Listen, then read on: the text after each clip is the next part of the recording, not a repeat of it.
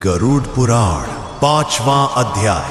नरक के पहले द्वार पर खड़ी आत्मा अब उस रहस्य से पर्दा उठते देखती है जहां हर चीख, हर पीड़ा, हर यातना बस उसी के लिए होती है। न्याय का फैसला हो चुका है। अब आत्मा को भेजा जाता है उस विशेष नरक में जो केवल उसके कर्मों के लिए बना है। गरुड़ पुराण कहता है कि हर आत्मा को उसके पापों के अनुसार एक अलग नरक में भेजा जाता है, और ये नरक कोई साधारण जगह नहीं। ये वो स्थान है जहां हर क्षण आत्मा अपने ही कर्मों से बनी आग में जलती है।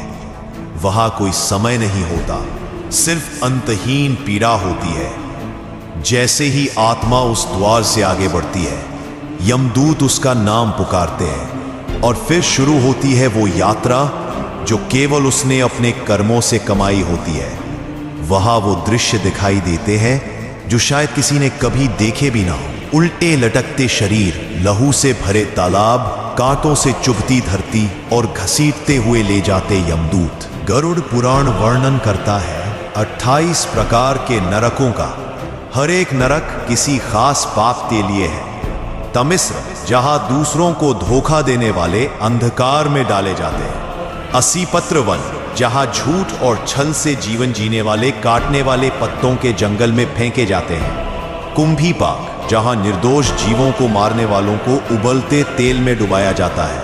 रौरव, जहां हिंसा, लालच और स्वार्थ से भरे लोगों को जला दिया जाता है। अंधकूप, जहां धोखा, विश्वासघात और अपराध करने वालों को फेंका जाता है। हर नरक आत्मा को उसका किया दिखाता है, शब्दों में नहीं, तपती हुई चीखों में। और आत्मा वो अब समझती है कि एक झूठ, एक लालच, एक अन्याय कैसे उसे इस हालत में ले आया। गरुड़ पुराण कहता है, नरकस्य न दृश्यम किंचित सुखमात्रकम केवलम तत्र दुखम दुखम च दुखांतरम।